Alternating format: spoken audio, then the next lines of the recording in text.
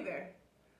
As we talk about creating a community and the sacred act of neighboring, Sam and I are called to talk about our little community that we've created in our family through foster care. When Sam and I got married, we knew that our family would look different. We knew that it would be non-traditional. And we started talking about ways to become parents, and we really focused in on foster care. The kiddos in foster care are disproportionately impacted by the issues that Sam and I care about, domestic violence, food instability, neglect, addiction, and there are certain populations that are overrepresented in those communities. And we really wanted to participate in providing a safe and affirming home for those kiddos that are impacted, and we worked towards that pretty quickly. Yeah, in fact, more quickly than we planned on. We were going to wait a full year before we became foster parents, and then came across somebody telling us about this family with 3 kids, and the dad had died suddenly, and so the 3 kids had to go into 3 separate foster homes because there was no home in Mountain View that could take all 3 of them. And as we looked around our home, we thought, like, oh my gosh, had we already done this, we would have been able to take them into our home. And so we accelerated the process. We got into classes, and we started getting ready to become a foster family. The classes were Saturday trainings. There was maybe 12 to 15 other couples or families there to become foster parents.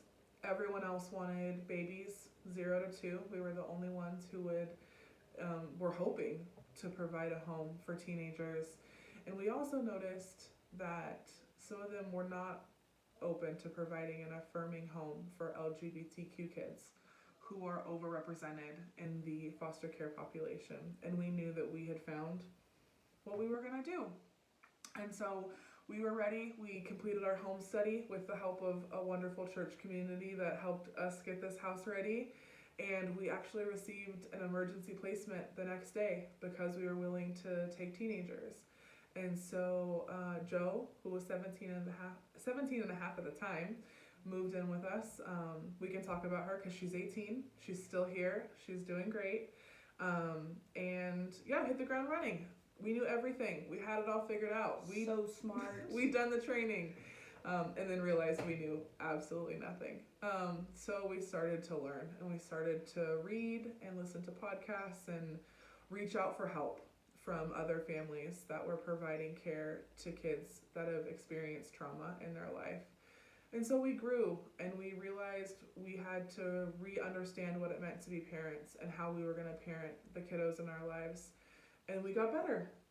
And then we'd fail, and we'd get better, and we'd fail, and we'd learn, and we'd fail, and we'd fail, and we failed some more. And we're continuing to do that, to grow and to fail. And we realize we're really good at this. We're really good at providing care for kids who need to be parented in a different way because of their past histories. And so we have felt really called to keep on. So we have a 14-year-old who moved in with us. And then 5 days before Shelter in Place started, we were lucky enough to get a 15-year-old who moved in. We had enough space to provide him a safe home as well. Yeah, and so I think that as we have looked at what this looks like to be a foster family, I think we're continually amazed at the ways it has really connected us to our neighborhood and to our community.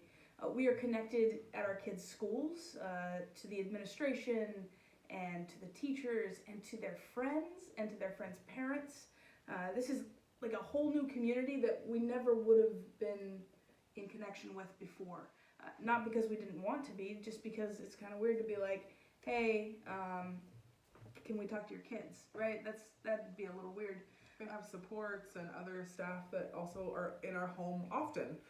We see them regularly, and so we're having conversations with them. And this whole community that was outside of our scope, outside of even kind of our general knowledge, that we are now deeply connected to. And it is really amazing to see those connections continue to grow and see the ways that we are so in touch with our community. I mean, I even think about the video I shared where I was picking up lunches because they're in the foster system, they automatically qualify for free lunch.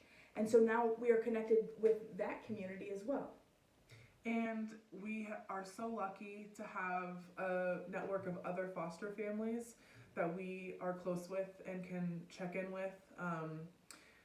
If we go back to the family that lost their father and needed to find placement, 2 of those siblings are actually living with a friend of mine who we met through our training, and she's able to provide a safe home for them, and we get to see them regularly. And when our 15-year-old came to live with us, it was quick, everything happened fast, and they brought a dresser over for us because they knew that we would need it. And this community is tight-knit, and it's ugly sometimes. It's not always pretty, and sometimes they're there for the 4 a.m. text messages where I just need some reassurance. But we get to do it together, and we get to do it no matter what, and it feels really, really powerful. And that's what, for us, being a foster family is standing with folks who maybe always haven't had someone to stick with them through the tough and ugly times. I think in many ways, this work feels like what we are meant to do. It has been a reminder for me that while life inside the church that we have known is very important, it is also important to remember that we are called to minister in our real lived lives outside of the walls of the church. That building authentic relationships is really, I think, the work of God in our midst. And so I think our family has really taken on this idea of sacred community as this kind of thing that we are called to and we are all about. And so I am really grateful that we get to do that together, and I am grateful for you all and excited to be on this journey together and to have all of us be a part of it. And we hope you stay well in this time. Take care of each other.